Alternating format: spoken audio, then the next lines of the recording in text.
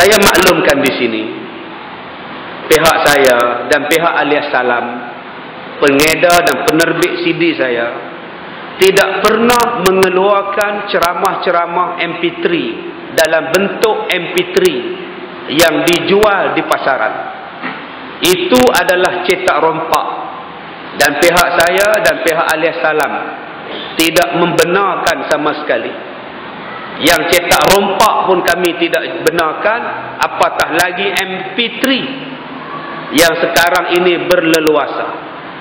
Jadi saya minta kepada pihak-pihak yang membeli, menjual dan menguruskan cetak rompak dan MP3, berhentilah. CD yang tuan-tuan beli, yang original, adalah untuk membantu dan menjadi dana yang penting kepada sekolah saya, Pusat Pendidikan Al-Barakah.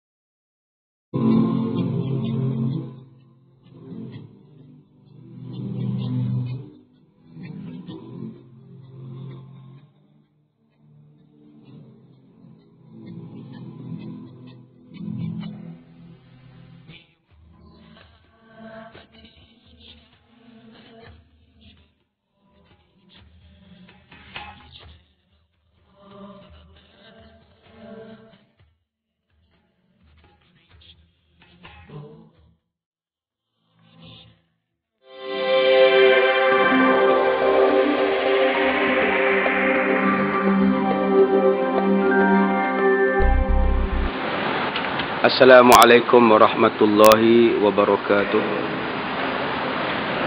Bismillahirrahmanirrahim. Alhamdulillahilladzi arsala rasulahu bil huda wa dinil haq liyudhhirahu 'ala ad-din kullih walau karihal musyrikun. Ashhadu an la ilaha illallah wa ashhadu anna Muhammadan 'abduhu wa rasuluh.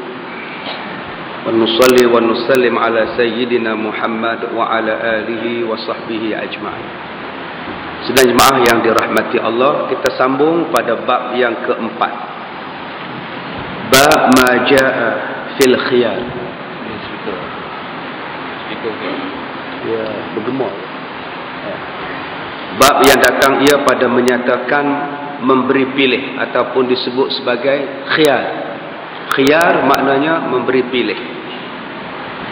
Bab yang datang ia pada menyatakan hadis yang menerangkan bicara memberikan pilih isteri antara bercerai atau berkekalan dengan suaminya. Kita akan baca satu hadis sahih daripada Nabi SAW tentang suami yang memberi pilihan kepada isteri sama ada nak bercerai ataupun nak kekal sebagai isteri dia, hidup dalam satu rumah tangga sebagai suami isteri. Baik, kita baca dahulu hadisnya. An Aisyah qalat khayyarana Rasulullah sallallahu alaihi wasallam fakhtarnahu afakana talaqan. Daripada Siti Aisyah radhiyallahu anha katanya, telah memberi pilih akan kami oleh Nabi sallallahu alaihi wasallam, maka kami pilih akan dia. Adakah itu dikira sebagai talak? Siti Aisyah berkata, satu hari Nabi memberi pilihan kepada isteri-isteri Nabi, sama ada nak bercerai ataupun nak kekal dengan Nabi sallallahu alaihi wasallam. Lalu kata Siti Aisyah, kami isteri-isteri Nabi memilih untuk kekal dengan Nabi, maka adakah itu dipanggil sebagai bercerai? Baik, ketahuilah wahai saudaraku, sekiranya berlaku satu perkelahian, isteri menuntut daripada suaminya mencukupkan apa kehendaknya. Bila berlaku satu rumah tangga, krisis rumah tangga, isteri minta sesuatu yang suami tak nak bagi, isteri duk minta, maka tiba-tiba suami ni dah duk minta maybe baru, keluar pijo baru, dia nak pijo pula. Jadi suami kata, aku tak ada duit nak beli kereta dah. Isteri dia kata, abang ni takkan tak ada duit, bukannya bayar cash, bank tolong bayar, kita hutang. Suami kata, aku tak ada duit. Akhirnya bergaduh. Isteri nak juga kereta baru misalnya. Maka suami pun berkata kepada isterinya, kamu boleh pilih. Kalau kamu nak aku atau kamu nak kereta. Kalau kamu pilih kereta, kita bercerai lah. Maka itu dipanggil sebagai khiyar. Pilih abang atau pilih kereta. Isteri kata, saya pilih kereta. Maka pada masa itu boleh berlaku perceraian. Baik, maka apa hukumnya seorang suami berkata demikian? Sebelum kita menjawab masalah ini, terlebih dahulu didatangkan hadis yang dikeluarkan oleh Abu Isa At-Tirmizi dengan katanya, An Aisyah qalat khayyarana Rasulullah sallallahu alaihi wasallam fakhtarnahu afakana talaqan. Diriwayatkan daripada isteri bagi Nabi sallallahu alaihi wasallam yang amat dikasihinya, namanya Siti Aisyah radhiyallahu anha. Katanya, isteri Nabi Aisyah berkata, telah memberi pilih akan kami oleh Nabi sallallahu alaihi wasallam antara berkekalan suami dengannya ataupun talak. Serta sabda Nabi, tak usahlah engkau wahai Aisyah gopoh memilih cerai. Pergilah engkau kepada bapa kamu, tanya dan berunding dengan dia, berceraikah engkau denganku lebih baik ataupun berkekalan dengan aku lebih baik. Maka Siti Aisyah berkata, telah memilih kami akan Nabi Muhammad sallallahu alaihi wasallam, iaitu mereka memilih untuk tidak bercerai, mereka memilih untuk bersuamikan Nabi sallallahu alaihi wasallam. Apa kes sebenarnya ni? Kes sebenarnya ialah apabila isteri-isteri Nabi ni duk tengok isteri orang lain. Dia tengok isteri sahabat-sahabat lain pakai perhiasan yang cantik, ada rumah yang lawa, ada baju yang lawa. Bila mereka tengok kepada diri mereka, isteri-isteri Nabi ni hidup dengan penuh sederhana, hidup dalam keadaan serba sederhana, barang mah tak ada, makan minum biasa saja, rumah pun tak besar macam rumah orang lain. Maka isteri Nabi ni pakat-pakat jumpa dengan Nabi sallallahu alaihi wasallam. Mereka kata, ya Rasulullah, kami ni isteri Nabi, kami ni adalah isteri-isteri Nabi, manusia paling agung, Rasulullah. Tapi kami hidup ni biasa, orang lain lebih hebat daripada kami. Maka boleh tak Rasulullah beli pada kami, bagi pada kami sedikit kemewahan macam isteri-isteri orang lain dapat? Bila Nabi dengar isteri-isteri Nabi menuntut macam itu, Nabi ni rasa sedih, Nabi rasa terkilan, sebab isteri Nabi minta perhiasan dunia, sedangkan Nabi ni hidup dengan penuh sederhana. Dunia ni Nabi tak ada dalam hati. Nanti kita baca satu hadis Nabi yang Allah Ta'ala tengok dunia ni dan perhiasannya lebih ringan daripada sayap nyamuk, tidak ada nilai.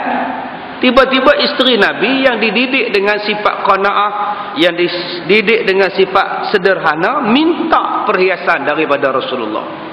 Rasulullah pun rasa macam sedih. Rasulullah bawa diri duduk di masjid, tak balik ke rumah Nabi ni. Sampai isteri-isteri Nabi ni susah hati sebab Nabi tak balik memberi giliran kepada mereka. Rupanya Nabi duduk di masjid, Nabi duduk, Nabi tak balik. Sahabat-sahabat pun tengok Nabi tak balik. Dah berapa lama dah? Ada yang kata sebulan, ada yang kata lebih daripada sebulan Nabi tak balik ke rumah isteri-isteri Nabi. Sehinggalah turun wahyu, turun ayat Quran memberikan pilihan kepada isteri-isteri Nabi. Sama ada nak dunia ataupun nak Nabi kekal sebagai suami. Maka Nabi selepas turun wahyu tadi, maka Nabi panggil semua isteri-isteri dia. Nabi kata fakhtarnahu. Siti Aisyah kata Nabi memberi pilih kepada kami. Nabi memberi pilih kepada kami sama ada nak kekal dengan Nabi ataupun memilih untuk dunia. Kalau memilih untuk nikmat dunia, bercerai. Maka kata isteri Nabi Siti Aisyah radhiyallahu anha, kami memilih Nabi Muhammad. Maka kami tolak dunia, kami pilih Nabi Muhammad. Cerita ini heboh diperkatakan orang sebab Nabi memberi pilih. Ada sahabat-sahabat Nabi, ada sahabat-sahabat Nabi faham bahawa bila beri pilih macam tu jatuh talak. Nabi telah menceraikan isteri-isterinya. Ada yang kata jatuh talak bila beri pilih. Kalau pilih Nabi, cerai. Jadi sahabat-sahabat ni kata bercerai. Maka hadis ini datang menjawab setengah daripada salah faham daripada sahabat-sahabat Nabi sallallahu alaihi wasallam. Perbuatan Nabi yang demikian itu ke atas isterinya telah dipahami oleh setengah daripada sahabat-sahabat Nabi dinamakan sebagai talak. Ada sahabat-sahabat Nabi kata itu adalah perceraian. Maka datanglah hadis ini, Siti Aisyah tanya kepada para sahabat, afakana talaqan? Adakah bila kami memilih Nabi Muhammad, kami dikira bercerai? Nabi bagi pilih, nak Nabi atau nak dunia. Sahabat isteri Nabi ini pilih Nabi. Tetapi ada sahabat kata jatuh talak. Maka Siti Aisyah bertanya kepada mereka balik, adakah memilih Nabi itu dikatakan jatuh talak? Kami tidak memilih dunia, kami tidak memilih pilihan kedua, kami pilih Nabi. Perbuatan demikian ke atas isterinya telah dipaham oleh setengah daripada sahabat Nabi dinamakan talak. Maka Siti Aisyah berkata, afakana talaqan? Adakah itu dibilangkan sebagai talak? Sekali-kali tidak dikira talak kerana kami tidak memilih talak, jawab Siti Aisyah radhiyallahu anha.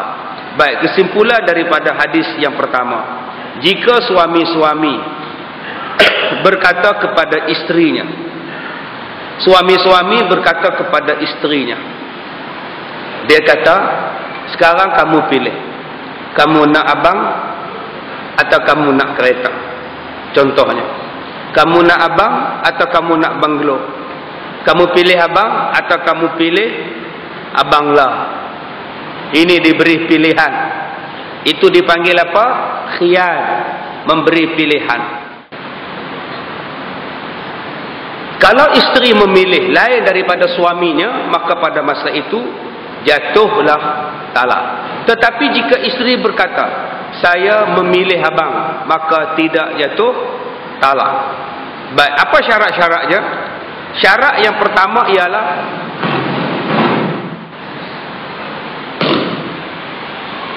baik, kalau dia pilih suami dia, maka tidak jatuh talak dengan beberapa syarat. Syarat pertama ialah disambut pada masa itu juga. Dia kata, sekarang kamu pilih, kamu nak kereta atau nak abang? Kalau pilih kereta, kita bercerai. Isteri terus sambut, saya pilih kereta, maka jatuh talak. Kalau lama 4 hari lepas tu baru dia sambut, abang, saya dah fikir masak-masak, saya pilih kereta, tak jatuh sebab lambat. Syarat pertama ialah bersambut. Sekarang pilih, nak abang atau nak kereta? Saya nak abang, tak jatuh talak.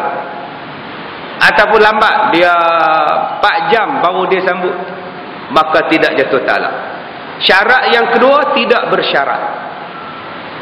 Sekarang kamu pilih, nak abang ataupun nak kereta? Dengan syarat, kamu pilih nanti bila mak kamu datang. Mak nak datang besok pagi, kamu pilih depan mak, biar mak dengar pilihan kamu. Maka bila ada bersyarat macam itu pun tidak jatuh talak. Okey, kalau isteri diam ustaz, suami kata pilih nak abang atau nak kereta, isteri diam. Isteri tengok televisen, musabaqah tilawatil Quran, dia tengok TV, langsung dia tak layan pilihan suaminya, maka tak jatuh talak sebab tak bersambung. Ataupun suami kata pilih nak abang ke nak kereta, isteri kata saya nak abang, pun tak jatuh. Yang jatuhnya apa? Kamu pilih nak abang atau nak kereta, saya nak kereta, maka jatuhlah talaknya. Baik, yang kedua, ustaz, kalau tadi ustaz kata dia pilih kereta, saya nak tanya ustaz, jatuh talak berapa ustaz? Sebab suami tak sebut. Suami kata kamu pilih abang atau kereta, isteri pilih kereta. Okey, soalan saya ialah berapa talak yang jatuh ustaz? Talak 1 atau talak 2 atau talak 3? Macam mana? Baik, kita tengok di sini. Dia kata jatuh kepada talak 1. Jatuh kepada talak 1. Diriwayatkan diriwayatkan di sini dia sebut bersalah-salahan ulama pada hukum ini daripada Umar Al-Khattab dan kedua-duanya daripada Abdullah bin Mas'ud. Jika isteri memilih dirinya akan talak, maka tertalaklah dengan satu talak bain. Dan diriwayatkan daripada keduanya juga telah berkata keduanya jatuh satu talak raj'i. Jatuh talak raj'i. Talak raj'i ialah talak yang boleh dirujuk semula. Itu bagi mazhab Sayyidina Umar ataupun Abdullah bin Mas'ud. Bagi mazhab Syafi'i, kata Imam Nawawi rahimahullah ta'ala dalam kitab Syarah Muslim, bagi mazhab Maliki, bagi mazhab Syafi'i, bagi mazhab Hanafi, bagi mazhab Hambali dan jumhur ulama, bahawasanya orang yang memberi pilih isterinya antara talak atau berkekalan dengannya, apabila memilih isterinya akan suaminya, tidak jatuh talak dan tiada jatuh dengan perceraian. Dan kalau dia pilih dengan memilih dunia atau memilih benda lain, maka jatuhlah ia dengan talak yang 1. Baik, habis hukum yang pertama tentang khiyar. Ada soalan hadis yang pertama? Tidak ada ya? Baik, kita masuk pada hadis yang kedua. Bab yang kelima. Bab ma jaa fil mutallaqati salasan la sukna laha wala nafaqah. Sekarang kita akan masuk di dalam tajuk yang baru, iaitu tajuk talak 3. Bercerai talak 3. Adakah isteri yang diceraikan dengan talak 3 mendapat rumah atau mendapat nafkah? Ini ada dua hadis yang akan kita baca pada kali ini.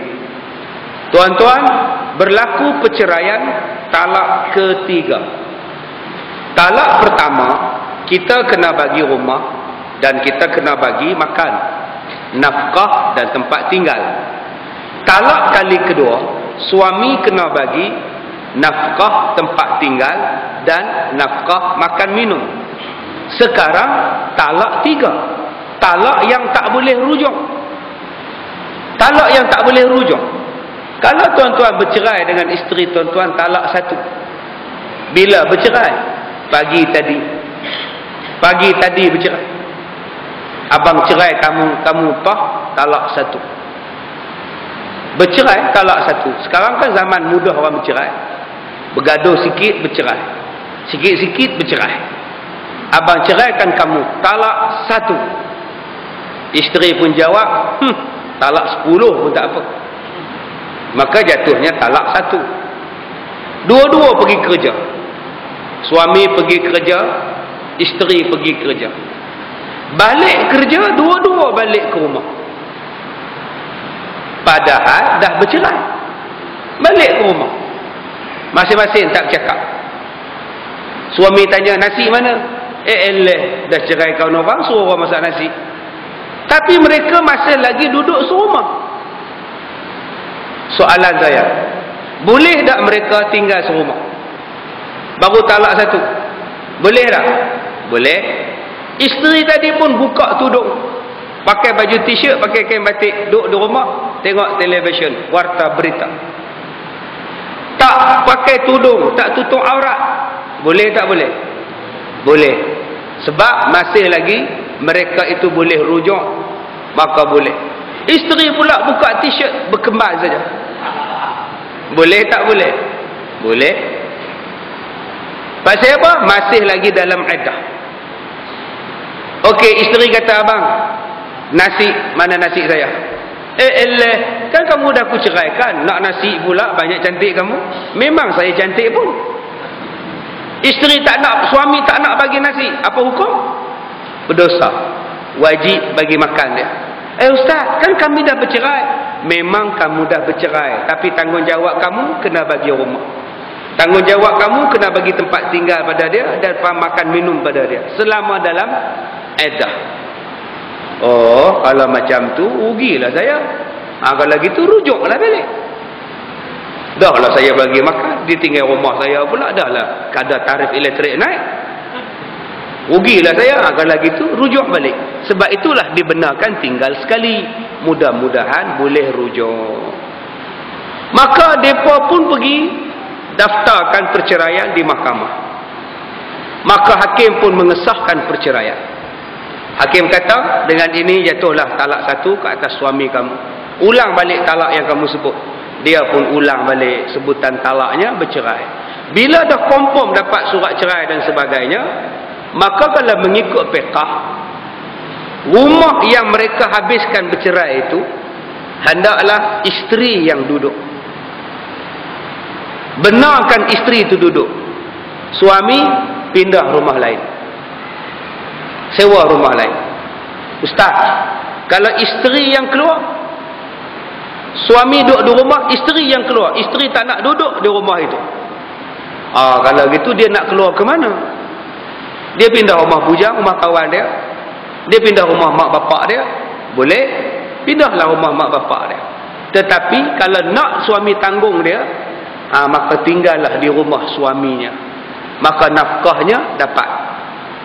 Dan selama tempoh 3 bulan itu, 3 kali suci itu, suami kena sediakan makan minum, nafkah makan minum kepada isteri yang dia ceraikan talak satu. Sehinggalah habis iddahnya 3 kali suci, maka suami kata, kamu dah habis iddah, tamat tempoh, sekarang abang nak balik rumah ni, kamu pergilah rumah lain. Maka kalau nak buat perbicaraan harta sepencarian, selepas itu. Kalau nama rumah tu nama rumah suami, dia balik ke rumah dia, isteri carilah rumah lain, dah bercerai. Kalau rumah tu nama isteri, kekallah isteri duduk di situ, suami carilah rumah lain. Kalau rumah tu hak milik bersama, bahagilah 2, buat harta sepencarian. Rumah tu harga 100,000, bagilah 2, 50,000 top up. Dapatlah rumah ni untuk kamu seorang. Itu nama dia harta sepencarian. Itu kalau talak 1 dan talak 2. Pelajaran kita malam ni, talak 3. Talak 3 berbeza dengan talak 1 dan talak 2. Sebab udah tak boleh rujuk. Dah tak boleh rujuk semula, melainkan isteri tadi berkahwin dengan laki-laki lain, bercerai dengan suami barunya, dan jadi janda, barulah dia boleh kahwin balik dengan bekas suami yang diceraikan dengan talak 3. Baik, sekarang kita tengok 2 hadisnya. An-Sya'bi qalat Fatimah binti Qais talaqani zawji 3 ala ahdi Nabi sallallahu alaihi wasallam. Faqala Rasulullah sallallahu alaihi wasallam, la sukna laki wala nafaqah. Qala Mughirah fadzakartuhu li Ibrahim qala Umar la nada'u kitab Allah wa sunnata nabiyyina sallallahu alaihi wasallam biqauli imra'atin la nadri ahafizat am nasiyat wa kana Umar yaj'alu laha sukna wan nafaqah. Daripada Asy-Sya'bi, seorang tabi'in, katanya, telah berkata seorang perempuan yang bernama Fatimah binti Qais, telah ditalakkan aku oleh suami aku dengan talak 3. Ketika itu Nabi Muhammad masih hidup. Maka aku mengadu kepada Nabi yang aku diceraikan dengan talak 3. Maka Nabi berkata kepada Fatimah, tiada tempat bagi kamu dan tiada nafkah bagi kamu. Nabi kata pada Fatimah, kamu tidak ada tempat tinggal dan kamu tidak ada makan minum ditanggung oleh suami kamu yang menceraikan kamu dengan talak 3. Kemudian kata Mughirah bin Syu'bah, maka aku sebutkan dia bagi Ibrahim. Maka katanya, telah berkata Umar, tiada kami tinggalkan kitabullah dan sunnah Nabi sallallahu alaihi wasallam dengan perkataan perempuan yang kita tiada tahu adakah dia ingat atau dia lupa, dan adalah Umar Al-Khattab menjadi baginya tempat tinggal dan nafkah. Kata-kata Fatimah binti Qais ini, dia cerita kepada seorang tabi'in. Dia kata, aku ni diceraikan talak 3 oleh suami aku. Maka aku pun mengadaklah pada Nabi, tanya, mengadu laki aku cerai talak 3. Nabi kata, Fatimah, kamu tidak ada rumah, kamu tidak ada menafkah, tak wajib suami kamu bagi. Jadi bila didengar perkataan itu, seorang laki-laki yang bernama Mughirah berkata pula kepada seorang laki-laki lain yang bernama Ibrahim. Mereka bertanya kepada Umar Al-Khattab, betulkah kata-kata Fatimah yang orang cerai talak 3, rumah tak ada, makan minum tak dapat? Umar menjawab. Umar berkata, kita ni apa-apa benda pun yang kita buat, kita jangan lupa 2 benda. Pertama Quran, kedua hadis. Apa yang kita cakap, apa yang kita buat, kita kena refer pada Quran dan hadis. Kamu janganlah ambil dengar perkataan perempuan yang dah lupa. Kata Umar, Fatimah binti Qais tu dah lupa, ingatan dia tak ada dah. Umar berkata, mana-mana yang bercerai talak 3, nafkah kena bagi, tempat tinggal pun kena bagi. Itu kata Umar Al-Khattab menjawab kata-kata Fatimah binti Qais. Okey Ustaz, soalan saya, orang yang bercerai talak 3 dapat rumah ataupun tidak? Tunggu selepas ini. Ni baru hadis. Jangan tuan-tuan balik pula. Dengar-dengar ni, balik lah. Cerita bab talak aku tak seronok. Ada orang yang baca bab ni dia tak mau baca. Dia kata, Ustaz, saya umur 78, isteri tak ada, apa pun tak ada. Buat apa lagi saya belajar bab talak? Dia tak mau. Dia tak tahu yang belajar ni ilmu. Ilmu ni wajib dituntut. Kalau kamu tak ada isteri sekalipun, belajarlah, dapat ilmu, dapat pahala. Yalah, kalau ilmu tu saya tak boleh amal, nak buat apa? Mungkin akan ada orang yang soal pada kamu. Kita tak tahu. Ini ilmu. Kita amalkan, kita tak amalkan ilmu tu, ilmu wajib dipelajari. Baik, hadis kedua. An Sya'bi qala dakhaltu ala Fatimah binti Qais fasa'altuha an qada'i Rasulillah sallallahu alaihi wasallam fiha. Faqalat talaqaha zawjuha albattah fakhasamathu fi sukna wan nafaqah falam yaj'al laha an-nabi sallallahu alaihi wasallam sukna wala nafaqah. Wa fi hadithi Dawud qalat wa amarani an a'tadda fi baiti ibnu ummi maktum. Daripada Sya'bi katanya, aku menemui Fatimah binti Qais. Sya'bi ini bukan sahabat Nabi, dia bukan sahabat, dia orang yang hidup di zaman sahabat, bukan dia hidup di zaman Nabi. Jadi apa-apa benda pun kena refer pada sahabat Nabi nak tanya tentang hukum. Dia berjumpa dengan Fatimah, aku tanya kepada dia hukum Nabi berkenaan dengan talak 3. Kata dia, suami aku talakkan aku dengan talak 3, maka dilawannya pada tempat tinggal dan nafkah, dan tiada dijadikan baginya Nabi sallallahu alaihi wasallam tempat tinggal dan tiada nafkah. Kata Fatimah, aku kena cerai dengan suami aku dengan talak 3, dan bila dah bercerai aku pergi tanya dekat Nabi. Nabi kata tak ada rumah, tak ada nafkah. Dan kata pada hadis Daud, Nabi menyuruh aku menghabiskan iddah aku di dalam rumah Ibnu Ummi Maktum. Nabi suruh Fatimah menghabiskan iddah di rumah seorang laki-laki yang bernama Ibnu Ummi Maktum. Di situlah dia menghabiskan iddah. Baik, kedua-dua hadis ini ialah hadis yang hasan lagi sahih.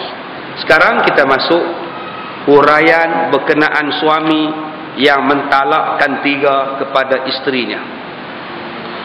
Telah lalu masalah ini dalam juzuk yang ke-8, masalah 208, 209, 210. Dan di sana cukup keterangan hadis, siap dengan panjang lebar huraiannya. Tetapi oleh kerana Imam Tirmizi mendatangkan hadis ini dalam bab jilid 9, maka diulanglah keterangannya atas jalan tidak berulang-ulang perkataan pada satu masalah. Hanya di sini menunjukkan khilaf antara ulama-ulama yang mujtahid. Maka hadis ini dikeluarkan oleh Imam At-Tirmizi. Tuan-tuan yang mana ada kitab Baharul Mazi, tuan-tuan boleh buka bab 8. Saya dah huraikan pada 2 bulan lepas tentang masalah talak 3 ni. Tetapi diulang lagi sekali oleh Imam Tirmizi dalam juzuk yang ke-9. Diriwayatkan daripada seorang tabi'in namanya Asy-Sya'bi, katanya telah berkata seorang perempuan daripada sahabat Nabi sallallahu alaihi wasallam, padahalnya menceritakan halnya suami isteri di zaman Nabi. Perempuan ini bernama Siti Fatimah binti Qais. Katanya, telah diceraikan oleh daku oleh suamiku talak. Pada masa itu Nabi masih hidup, kerana suamiku musafir, maka dikirim oleh suamiku akan daku dengan talak 3. Tuan-tuan, suami Fatimah binti Qais adalah seorang peniaga. Masa itu dia pergi menggembara, berniaga. Dia tak balik, dia kirimkan surat kepada kawan dia untuk diserahkan kepada isterinya Fatimah binti Qais. Bila Fatimah buka surat, aku ceraikan kamu talak sekian-sekian, talak 3. Dengan surat diceraikannya. Dan tidaklah ada apa-apa di dalam rumah pada masa itu. Pada masa itu tidak apa ditinggalkannya kepada Fatimah. Duit dalam bank tak ada. Harta pun tak ada. Makan minum pun tak ada. Maka dia ni, Fatimah ni, dia kata mana boleh tinggalkan isteri talak 3, duit tak ada, apa pun tak ada. Maka dia pun pergilah mengadu kepada Nabi sallallahu alaihi wasallam. Apa cerita? Yang saya ni kena tinggal talak 3, makan minum tidak ada. Bila didengar aduan itu kepada Nabi, Nabi sallallahu alaihi wasallam berkata, tiada tempat tinggal bagi kamu wahai Fatimah, dan tiada nafkah bagi kamu oleh suami kamu, kerana kamu dicerainya talak 3. Fatimah nak kata apa? Nak kata apa? Nabi kata memang kamu tak ada tempat tinggal dan kamu tidak ada nafkah, sebab kamu diceraikan dengan talak 3. Maka kata Mughirah, murid bagi Sya'bi, maka aku sebutkan hadis ini kepada satu orang yang bernama Ibrahim. Maka Ibrahim berkata, telah berkata Umar Al-Khattab radhiyallahu an, tidaklah sepatutnya kita tinggalkan Al-Quran dan jalan Nabi kita sallallahu alaihi wasallam bila dengar perkataan Fatimah ni. Jadi Sayyidina Umar kata, apa-apa benda pun kita ni orang Islam, orang Islam ni tak boleh lepas daripada 2 benda, Al-Quran dan hadis. Siapa pun yang bercakap kena refer kepada Al-Quran, refer pada hadis. Tuan-tuan, yang bercakap ni Fatimah binti Qais, orang yang pernah tengok Nabi, orang yang pernah hidup di zaman Nabi, orang yang pernah bercakap dengan Nabi, orang yang pernah ketuk pintu Nabi, pergi rumah Nabi, orang yang pernah dapat fatwa direct daripada Nabi, orang yang pernah duduk dengan Nabi, orang yang pernah bekerja, berada di zaman Nabi. Umar berkata kepada kita, Umar berkata, tidaklah sepatutnya kamu tinggalkan dua benda ini, Quran dan hadis. Walau dengan siapa pun kamu bercakap, walaupun dengan siapa pun kamu dengar ucapan seseorang, rujuklah kepada Quran dan hadis. Ni tuan-tuan, yang Nabi, yang Sayyidina Umar cakap ni merujuk kepada sahabat Nabi Fatimah. Siapa di sini yang lebih alim daripada sahabat Nabi?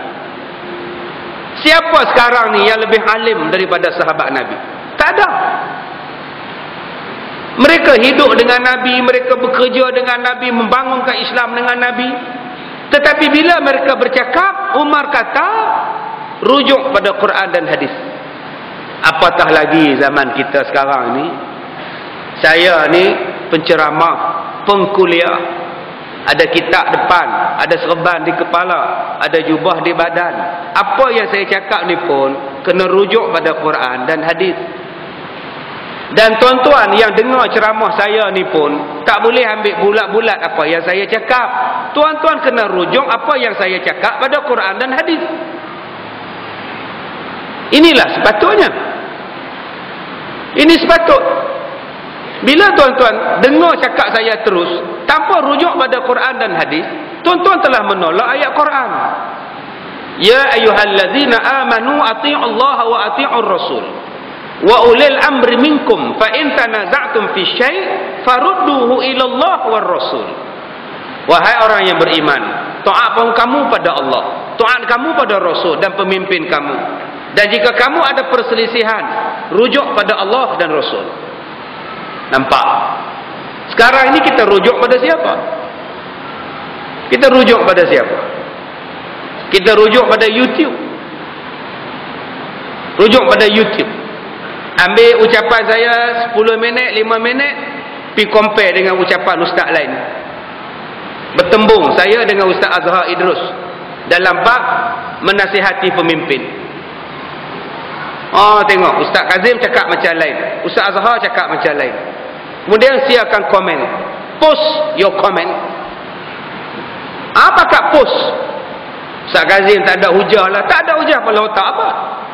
Yang saya baca tu daripada Bahrul Mazi jilid 15. Ada 2 hadis yang saya terangkan.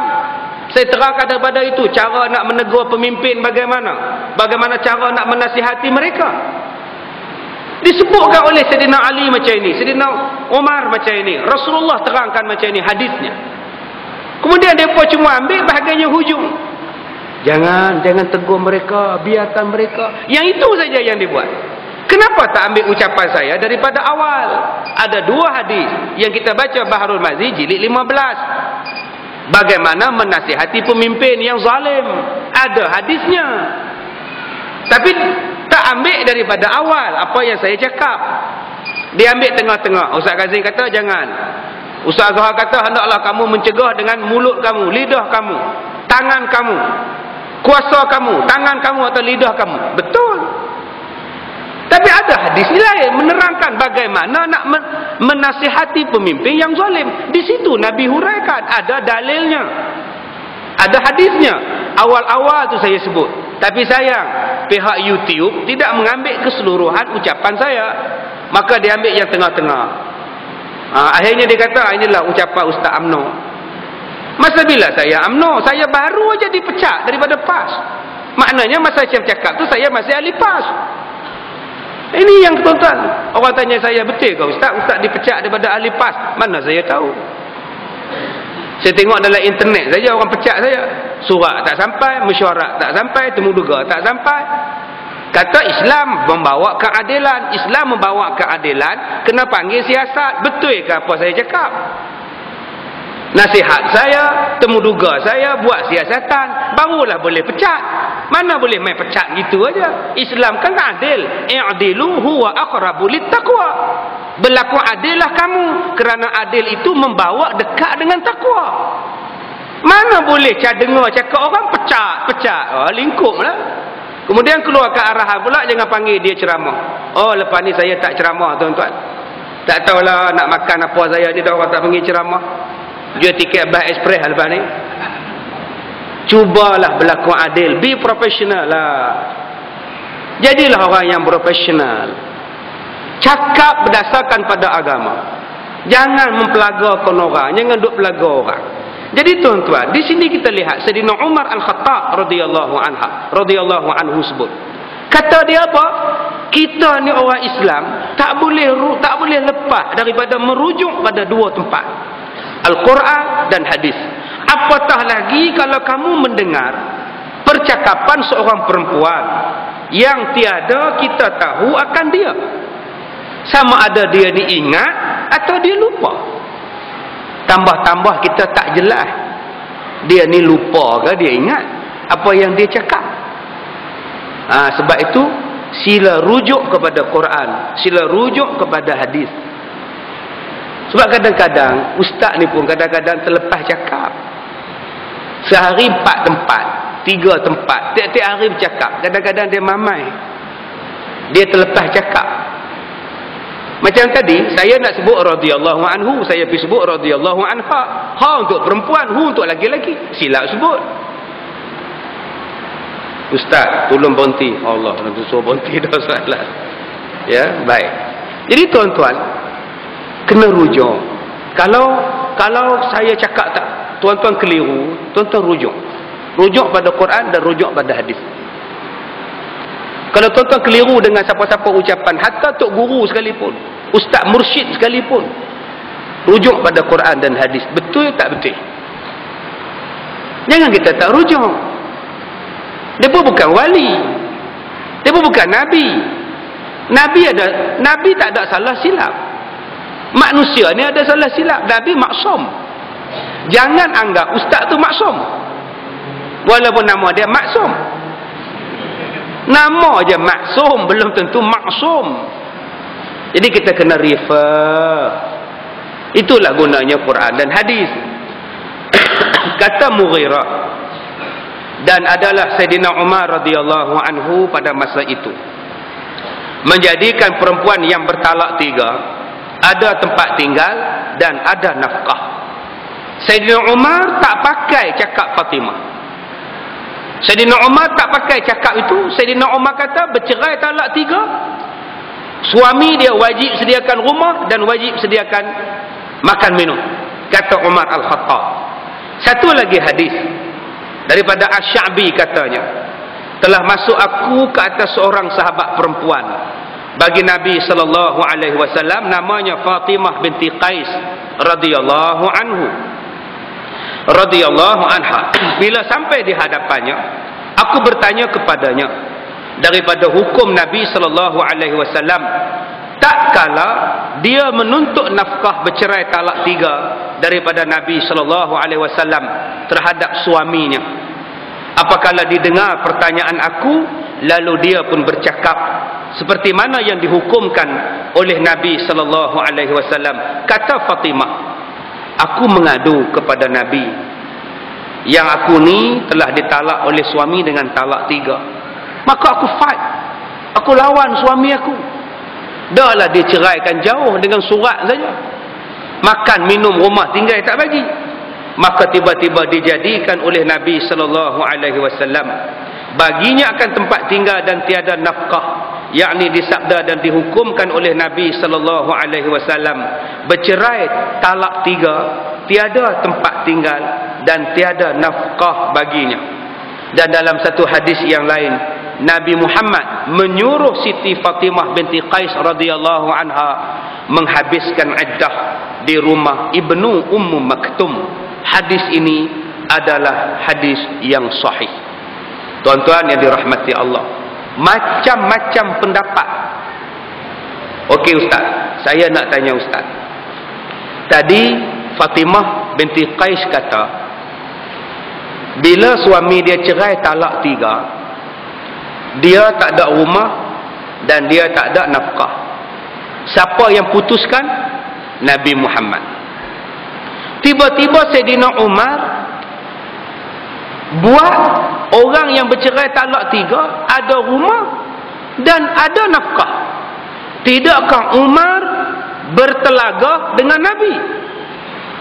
Soalan saya, Ustaz, adakah Umar tak bersetuju dengan Nabi dalam bab ini? Okey, kita tengok. Adakah tidak sama jawapan Sayyidina Umar dengan jawapan yang diberikan oleh Nabi sallallahu alaihi wasallam? Baik, kita lihat sebab apa Umar buat macam ini, sebab apa Fatimah kata macam ini. Mesti ada sebab. Berkata setengah daripada ulama seperti Hasan Al-Basri, Atha bin Rabbah dan Asy-Sya'bi, dan berkata Imam Hambali dan Imam Ishaq telah berkata mereka itu, bagi perempuan yang kena talak itu tempat tinggal dan tiada nafkah apabila tiada suaminya memiliki rujuk. Bagi mazhab Hambali, okey, bagi mazhab Hambali, mana-mana isteri yang diceraikan dengan talak 3 tiada tempat tinggal dan tiada nafkah bagi suami yang diceraikan dengan talak 3. Ulang balik, bagi mazhab Hambali, tiada bagi perempuan yang kena talak itu tempat tinggal dan tiada nafkah. Bagi mazhab Hambali, isteri yang dicerai talak 3, rumah tak ada, nafkah tak ada. Baik, satu. Kedua, bagi mazhab Sayyidina Umar, Abdullah bin Mas'ud dan Sufyan Ats-Tsauri dan ahli Kufah. Tuan-tuan yang dirahmati Allah, di sini kita sebut dengan nama Sufyan Ats-Tsauri. Sufyan Ats-Tsauri, satu ulama mazhab, tapi mazhab dia kecil, tak glamour sangat macam 4 mazhab. Sufyan Ats-Tsauri ni pekerjaannya ialah menenun kain, menenun pakaian, menenun baju. Setiap hari kerja dia menenun, di samping dia mengajar. Dia cari rezeki dengan menenun. Satu hari dia bawa kain tenunan dia pergi ke pasar. Bila sampai ke pasar, orang yang nak beli kain tenunan dia itu komplain, jahitannya kasar. Tengok ni, you punya kasar lah jahit you ni. Cuba you tengok ni nampak ni kasar lah. Tengok ni, benang teruk lah, ni tak rapat lah benang you ni, longkang dia besar lah, semuanya ada. Sufyan Ats-Tsauri bila orang komplain macam itu, dia ambil kain baju dia, dia balik ke rumah menangis di hamba Allah. Bila dia menangis, orang yang condemn tadi rasa bersalah. Orang condemn tu lari pergi rumah. Tak apa lah, pian aku belilah balik, kesian agak hang. Kesian dekat kamu. Tak apa aku beli semua lah. Tak apa mahal pun tak apa aku belilah. Sufyan kata, aku menangis bukan kerana kamu komplain aku tenunan aku tak cantik, sedangkan aku siang malam duk buat. Aku tak menangis sebab itu. Yang aku menangis, aku takut di hari kiamat ibadat aku Allah tak terima. Sana tak elok, sini tak elok, sana longkang, sini luar, sini tak elok. Aku takut ibadat aku ditolak oleh Allah bila kamu sebut macam itu pada aku. Aku terbayang di hari kiamat, sebab itulah aku menangis. Aku bimbang ibadat aku ditolak oleh Allah Subhanahu wa taala. Tuan-tuan, sekarang ni kita sedang menenun ibadah. Tuan-tuan sedang mengait ibadah. Tuan-tuan sedang membuat ibadah. Kita rasa ibadah kita baik. Cuba tengok, agak-agak di hari kiamat, agak-agak Allah condemn ke, Allah terima ke, Allah reject. Fikirkan sendiri. Fikirkan tuan-tuan apa yang saya cakap. Kita sekarang sedang menenun ibadat. Adakah ibadat kita ni Allah terima dengan cara kita semayang, cara kita berwudu, cara kita baca Quran, cara kita beribadat ni Allah terima ke tak terima, tuan-tuan? Ada tak dalam ibadat kita ni ujub dan riak? Ujub dan riak ini membatalkan ibadat. Batal ibadat, ditolak ibadat sebab ada ujub, sebab ada riak. Tuan-tuan, dengar kata-kata saya. Pendek je kata-kata saya. Ibadat yang sedikit, tetapi Allah bagi ganjaran yang banyak jika tiada ujub dan riak. Ibadat yang banyak tidak terpakai bila ada ujub dan riak. Senang je. Ibadat yang sedikit pahalanya tak terkira jika tiada ujub dan riak. Ibadat yang banyak tidak terkira pahalanya jika ada ujub dan riak. Masya Allah. Tak ada ujub dan riak, pahala banyak. Ibadat yang banyak sekalipun tidak ada pahala jika ada ujub dan riak. Jadi tuan-tuan, tenunlah ibadat kita. Jahitlah ibadat kita sebaik-baiknya supaya Allah menerima di hari kiamat. Umar Al-Khattab, Abdullah bin Mas'ud, Sufyan Ats-Tsauri dan ulama-ulama Kufah mengatakan bahawa sesiapa yang diceraikan dengan talak 3, maka isterinya mendapat nafkah dan isterinya mendapat tempat tinggal. Pendapat ketiga daripada perkataan Imam Maliki, Imam Syafi'i, Al-Laits bin Sa'ad berkata, mana-mana isteri yang dapat diceraikan talak 3, bagi mazhab Syafi'i dan Maliki mengatakan bahawa wajib suaminya menyediakan tempat tinggal dan tiada nafkah ke atasnya. Bagi mazhab Syafi'i berpegang isteri dapat tempat tinggal tetapi tidak mendapat makan minum. Saya pening kepala lah Ustaz. Umar kata macam ni, Hambali kata macam ni, Syafi'i kata macam ni. Apa kes ni Ustaz? Apa cerita ni Ustaz? Berbeza-beza pendapat ni Ustaz. Semuanya merujuk kepada Quran dan hadis. Surah At-Talaq ayat 1. Allah berfirman, la tukhrijuhunna min buyutihin wa la yakhrujna illa an ya'tina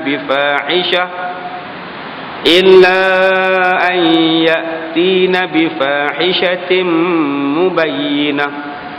Janganlah kamu mengeluarkan isteri-isteri daripada dalam rumah-rumah yang diceraikan isteri-isteri tadi, yang tinggal diam ia dengan suaminya hingga selesai iddahnya, dan tiada harus keluar isteri-isteri itu melainkan bahawa didatangkan oleh isteri-isteri itu dengan perkataan busuk dan suka menceroboh dengan berterang-terangan, maka harus dikeluarkan isteri yang diceraikan itu daripada rumah suaminya. Dalam surah Talaq ayat 1 Allah berkata, mana-mana suami yang menceraikan isteri, janganlah dikeluarkan isteri daripada dalam rumah yang dia bercerai. Suami jangan halau keluar. Isteri tetap tinggal di situ jika isteri tadi tidak buat salah apa. Tetapi boleh suami mengeluarkan dia daripada rumahnya jika isteri tadi nusyus. Maka bila nusyus, tiada rumah disediakan oleh suaminya. Inilah dalilnya. Dan Syafi'i berkata, sebab Nabi tidak menjadikan Fatimah binti Qais tinggal di rumah suaminya kerana dia menceroboh suaminya. Fatimah binti Qais, kata Imam Syafi'i, kenapa tak dapat rumah? Kenapa tak dapat makan minum? Syafi'i berkata, sebab Fatimah lawan suami dia.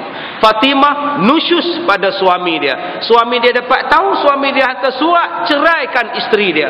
Sebab itulah Nabi tak bagi dia rumah dan Nabi tak bagi dia makan minum.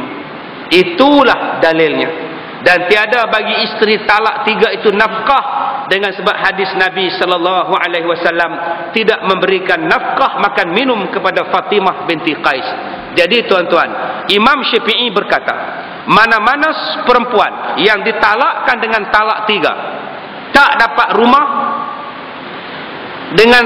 dengan talak 3 dapat rumah dan tak dapat makan minum. Ulang balik, bagi mazhab Syafi'i, mana-mana yang bercerai dengan talak 3, suami kena sediakan rumah dan tak wajib sediakan nafkah. Tetapi jika isterinya diceraikan dengan talak 3 kerana nusyus, rumah tak dapat, makan minum pun tak dapat, berdasarkan kepada dalil Al-Quran surah At-Talaq ayat 1. Okey Ustaz, tadi Ustaz kata Sayyidina Umar sediakan rumah dan sediakan makan minum. Tidakkah dia bercanggah dengan ayat Quran? Tidak. Itu menurut ijtihad daripada Umar Al-Khattab, berdasarkan pula kepada surah At-Talaq. Tuan-tuan boleh buka di bawah. Hendaklah suami memberikan layanan kepada isterinya, memberikan kebaikan kepada isterinya. Umar berkata, kebaikan kepada isterinya ialah tempat tinggal dan nafkah. Sebab itu Sayyidina Umar mengatakan bahawa jika isteri tadi tidak ada nusyus, jika isteri tadi tidak derhaka pada suaminya, maka dapat tempat tinggal dan dapat makan minum. Tetapi kalau isterinya diceraikan dengan sebab derhaka, curang, suami tengok isteri dia berzina, curang, maka rumah pun tak dapat, tempat tinggal tak dapat, makan minum pun tak dapat. Samalah pendapatnya dengan dengan Imam Syafi'i. Imam Syafi'i kata, kalau bercerai talak 3 biasa-biasa, tak ada dosa, tak ada nusyus, suami kena bagi rumah dan tak berwajib bagi makan. Tetapi kalau isteri diceraikan dengan nusyus, rumah tak dapat, makan minum tak dapat. Itu menurut mazhab Syafi'i. Jadi kesimpulan kuliah kita pada hari ini dalam bab talak 3, saya ulang balik.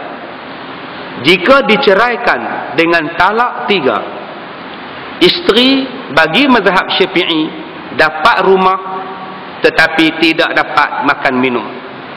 Tetapi jika diceraikan dengan talak 3 dengan sebab nusyus si isteri, nusyus mungkin lawan suami, menceroboh suami, curang pada suami, maka dicerai dengan talak 3, rumah tak dapat, makan minum pun tak dapat.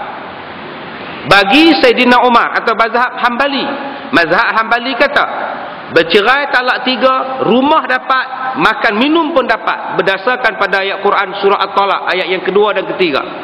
Tetapi jika mereka nusyus, rumah tak dapat, nafkah makan minum pun tak dapat. Baik, boleh faham? Talak 3. Baik, ada soalan selain daripada di sini? Baik, kita bacakan soalan-soalan yang sampai di sini. Seorang perempuan buat projek. Ni bukan saya tulis ni soalan ni.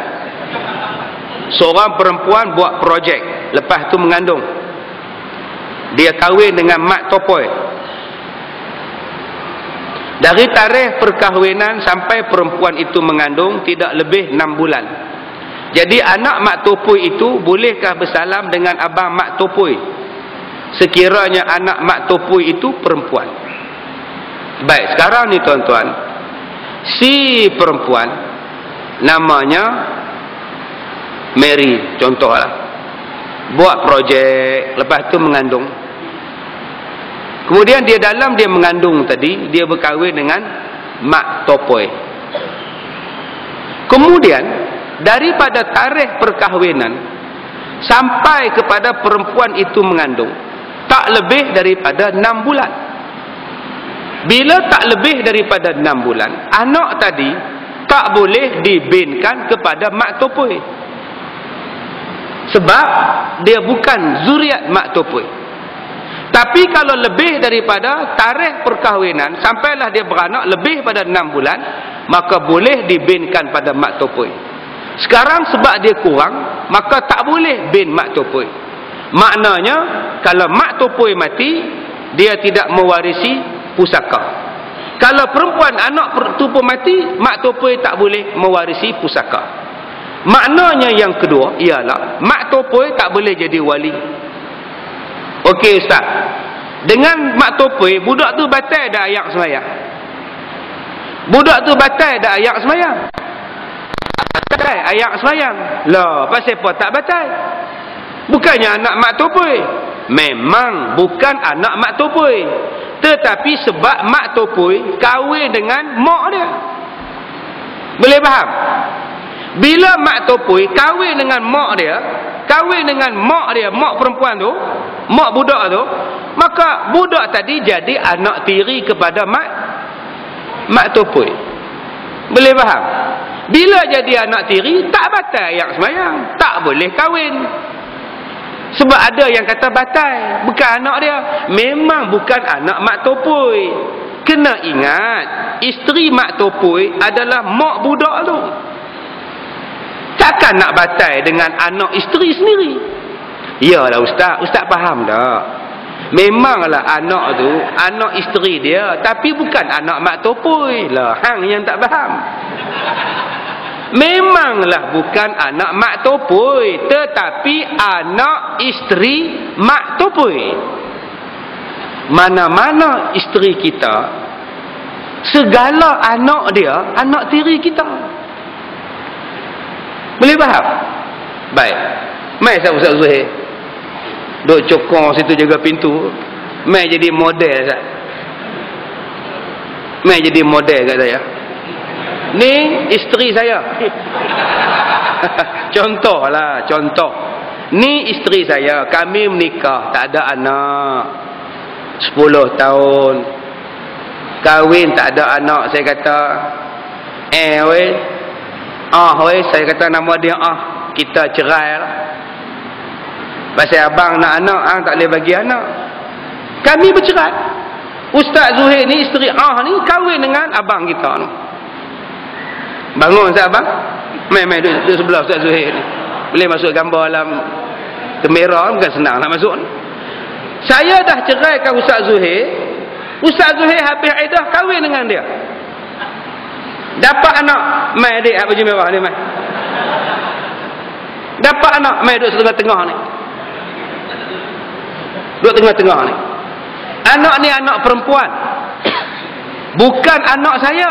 Anak isteri, bekas isteri saya dengan suami baru. Anak ni dengan saya tak boleh kahwin. Lah, bukan anak ustaz. Memang bukan anak saya, bukan benih saya, tetapi anak ni keluar daripada bekas isteri saya. Dia jadi anak tiri saya ni. Tak boleh kahwin. Boleh faham? Boleh faham? Saya hanya boleh kahwin dengan Ustaz Zuhair kalau bercerai dengan suami baru. Dengan yang ni tak batal air sembahyang, tak boleh kahwin. Okey ustaz, kalau ustaz dengan dia tak batal air sembahyang, tak boleh kahwin, saya faham. Ustaz pula menikah dengan orang lain, dapat anak. Anak ustaz tu boleh tak kahwin dengan dia? Boleh tak? Boleh. Boleh faham? Terima kasih ada model. Baik, soalan dia tadi. Tadi saya kahwin, mak topoi kahwin dengan perempuan tak cukup 6 bulan. Dah beranak. Jadi dengan ustaz jadi anak tiri. Dengan ustaz jadi anak tiri. Soalan saya, dengan abang ustaz, batal tak dengan anak tiri ustaz? Tuan-tuan menikah dengan janda. Buat contoh ya, tuan-tuan menikah dengan janda, anak perempuan seorang. Tuan-tuan dengan anak tiri tuan-tuan tu batal tak ayat sembahyang? Tak batal. Abang tuan-tuan dengan anak tiri tuan-tuan tu batal tak? Pasal apa batal? Pasal apa batal? Angguk laju tadi tu. Jawapannya besok. Soalannya, balik rumah fikir. Tuan-tuan kahwin dengan janda, ada anak perempuan seorang. Tuan-tuan dengan anak janda tadi anak tiri, tak batal. Persoalan dia, abang tuan-tuan dengan anak tiri tuan-tuan tu batal atau tidak? Sebab apa batal? Ya, dia bukan anak saudara betul, anak tiri. Jadi tuan-tuan berhati-hati. Yang ni yang saya sebut dalam bab tiri dulu, musahirah. Banyak orang keliru bab ni. Anak tuan-tuan laki-laki kahwin dengan janda. Janda tu dah ada anak. Jadi tuan-tuan dengan anak tiri anak tuan-tuan tu jadi apa? Opah. Jadi tok wan. Budak tu bukan anak, bukan cucu tuan-tuan. Dia cucu opah dia. Jadi dengan tuan-tuan batal ayat sembahyang. Serupalah dalam kes tadi. Jadi minta sangat-sangat berhati-hati. Yang tidak batal ayat sembahyang ialah, yang tak batal ayat sembahyang ialah cucu kandung kita. Cucu kandung kita. Anak saudara kandung kita. Itu tak batal. Ini berhati-hati. Yang tak batal dengan anak tiri hanyalah mak tiri, bapak tiri. Yang tu tak batal. Menantu tiri lagi batal. Ni menantu tiri. Tuan-tuan menikah dengan duda, dengan dia janda, dia ada anak laki-laki. Tuan-tuan kahwin dengan janda, ada anak laki-laki. Isteri anak janda tu dengan tuan-tuan batal ayat sembahyang. Menantu tu bukan menantu, tak tahu lah menantu siapa. Bukan menantu tuan-tuan. Tolong ambil berat benda ni ya. Baik, soalan kedua. Bagaimana dengan ibadah seseorang yang mana dia tiada ujub, tetapi setan selalu membisikkan sifat ujub tersebut, kemudian dia beristighfar, adakah ibadahnya ditolak? Illa man taba, melainkan siapa-siapa yang bertaubat pada Allah. Bila ujub, bila riak, tuan-tuan bertaubat, Allah terima. Allah ampunkan dosa tuan-tuan. Jadi insya-Allah taubat sajalah. Jika seseorang laki-laki yang beristeri mengaku bujang untuk berlaku bujang dengan pejabat agama untuk berkahwin lagi, adakah jatuh talak dengan isterinya yang tua kerana mengaku bujang?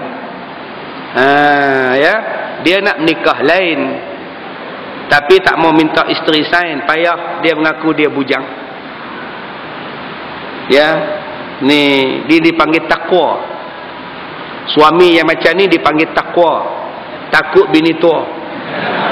Ya, singkatan dia ya, daripada takut bini tua ni nama dia takwa lah. Jadi ramai ni yang takwa ni, nampak tawaduk macam. Tambah isteri ada di belakang, lagi takwa dia. Jadi dia mengaku yang dia ni bujang. Saya bujang, saya tak kahwin. Jadi tuan-tuan, kadang-kadang dia jatuh kepada lafaz kinayah. Jadi kena tanya pada dia, apa makna bujang? Berhati-hati tuan-tuan. Den, mana bini hang? Balik kampung. Oh, kira hang bujang lah. Oh, malam ni bujang. Itu dipanggil kinayah. Kena tanya dia, apa maksud bujang kamu? Kalau dia tidak membawa maksud, mengatakan bahawa dia menceraikan isteri dia, maka tak jatuh talak. Itu dipanggil kinayah. Hari ini kamu dengan abang tak ada apa-apa, tak jatuh talak. Hari ini kita selesai berdua, tak jatuh talak. Sebab dia tak sebut talak, dia tak sebut cerai. Kena tanya pada dia, apa makna abang sebut hari ini kita selesai, malam ni kita tak ada apa-apa? Malam ni tak ada apa-apa lah. Abang tak ada hutang dengan hang. Oh, tak apa. Din, kamu kahwin ke belum? Aku belum kahwin. Aku belum kahwin. Aku belum kahwin lagi. Bukankah kamu dah kahwin 2 tahun lepas? Aku belum kahwin lagi seorang. Tak jatuh talak. Apa maksud kamu kata kamu belum pernah kahwin lagi? Aku dah kahwin, tapi belum pernah kahwin lagi satu. Tak jatuh talak. Ini dipanggil lafaz kinayah. Kita dah dua, tak ada apa-apa. Abang dah ceraikan saya. Tak jatuh talak. Sebab dia tak sebut talak. Habis tu tadi abang kata kita tak ada apa-apa. Tak ada hutang. Selesai lah. Itu dipanggil kinayah. Jadi banyak orang bahasa guna kinayah. Macam baru ni saya pergi ceramah forum perdana di Batu Kurau. Masjid Kampung Repuh Batu Kurau. Habis forum ke-12. Dalam masjid buat forum. Lama gila. Habis forum, satu orang datang jumpa. Dia kata, Ustaz nampak tak? Tu. Oh, saya kata, nampak ketua kampung? Tu kaki tipu tak? Dalam masjid tuan-tuan. Dalam masjid, tu kaki tipu tak? Saya kata, tak, dalam masjid je jangan ngumpat. Dah betul saya nak habang kau Ustaz, tu kaki tipu. Mengumpat. Saya kata, jangan apa, dalam masjid je berdosa je, baru habis kuliah je. Dah Ustaz, dia kena potong kaki. Kencing mana? Sekarang dia pakai kaki palsu tak? Tu nama dia kaki tipu. Astagfirullah. Betul lah. Saya ingat dia ngumpat lah. Saya pun seriau juga baru habis kuliah ni. Dia pakai kaki palsu. Tu kaki tipu tak? Tak saya sebut selakkan dia. Betul. Tuan-tuan, kadang-kadang ni orang ni dia cakap belik-belik. Saya dapat kad kahwin. Ustaz, saya nak jemput Ustaz kenduri anak saya. Terima kasih. Datanglah Ustaz. Datang suami isteri. Anak beranak jangan datang. Selalunya anak beranak datang. Tak apalah, saya bagi 2 isteri sudah lah. Anak beranak saya tak bawa lah. Lah Ustaz, anak beranak nak main macam mana? Dia beranak. Terkena saja saya tu Ustaz. Betul lah, anak beranak jangan datang. Betul lah. Duduk hospital nak datang macam mana? Yang kedua, sahkah akad nikahnya dengan isteri muda? Sah. Hukum sah dengan akad nikah dengan isteri mudanya sah. Baik. Kemudian, apakah hukumnya bersalahan atau bersentuhan tanpa lapik bagi suami atau isteri yang telah bercerai? Bercerai ni maksudnya dah habis iddah ke belum? Dah habis iddah ke belum? Kalau belum habis iddah, bolehlah. Tapi kalau dah habis iddah, batal lah sembahyang, dosa lah. Kalau dalam iddah, boleh pegang lagi. Boleh pegang. Pak, maafkan abang, Pak. Maafkan abang, Pak, dia pegang. Sudahlah abang, telajak perahu boleh ditarik. Ni abang nak tarik balik, ni abang nak rujuk dengan hang. Aku rujuk dengan kamu. Jatuhlah. Jadi boleh pegang. Kalau dalam 3 lagi mazhab, Hambali, Hanafi, Maliki. Kalau kata dalam iddah bercerai pukul 10 malam, aku ceraikan kamu talak 1 malam ni juga. Menangislah isteri sampai hati, abang ceraikan saya. Perempuan tak sedar diri, pam, dia kunci pintu. Isteri pun lari atas bilik, atas katil dia, lompat atas katil, menangis, menangis. Pukul 2 pagi, hujan lebat. Hujan lebat menurun deram. Petir sabun menyabung. Suami ni takut, tidur sorang-sorang. Dia pun pergi ketuk pintu dia. Pak, abang takut. Aci, buka pintu. Isteri pun takut. Masuklah abang, Pak buka. Duduk 2 orang jadi. Padahal mereka bercerai pukul 10. Tak ada rujuk, tiba-tiba bersetubuh dalam iddah. Maka Hanafi, Hambali, Maliki kata jatuh rujuk, terangkat rujuk sama-sama mereka. Bagi mazhab Maliki, Hanafi dan Hambali, rujuk boleh berlaku apabila berlaku persetubuhan bagi suami isteri yang di dalam iddah. Tetapi bagi mazhab Syafi'i, rujuk tidak terjadi melainkan dengan lafaz aku rujuk dengan kamu, aku kembali dengan kamu, kita kembali berdua, berujuk balik, maka baru boleh bersetubuh. Itu bagi mazhab Syafi'i.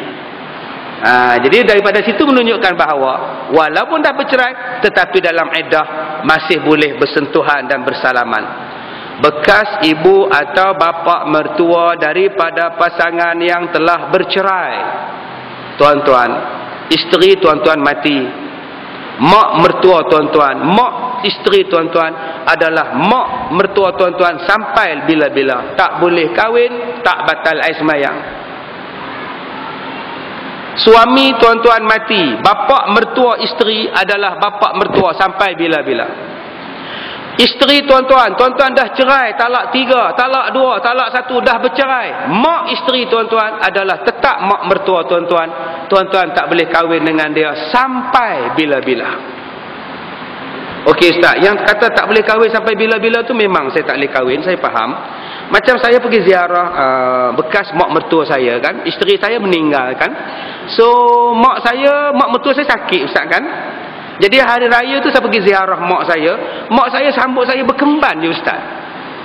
Mak mertua saya tu, bekas mak mertua saya tu sambut saya tu berkemban je. Bentang dada je Ustaz. Ya Allah Aiman, maaflah mak tak sempat cari baju. Aiman tak kisah. Berdosa tak Ustaz saya tengok dada mak saya Ustaz, mak mertua saya? Tak berdosa. Tak berdosa Ustaz. Tiba-tiba anak mak mertua saya menyusu Ustaz. Loh, mak hang beranak lagi kecil. Umur 48 mak saya beranak lagi Ustaz. Dia buka tu dia menyusu anak dia depan saya Ustaz. Nampak dadanya Ustaz menyusu anak dia. Dosa tak saya tengok susu mak mertua saya Ustaz? Tak berdosa. Tengok susu mak mertua tak berdosa. Yang berdosa tengoknya ialah daripada pusat sampai ke lutut. Yang tu tak boleh tengok. Mak pakai bikini di rumah, masuklah man. Baru harap. Aiman tak kisah, Aiman masuk. Maka pada masa itu hukum dia haram. Sebab auratnya daripada pusat sampai ke lutut antara menantu dengan mertua. Walaupun mertua tu, walaupun mak anak dia kita telah ceraikan atau telah mati. Baik.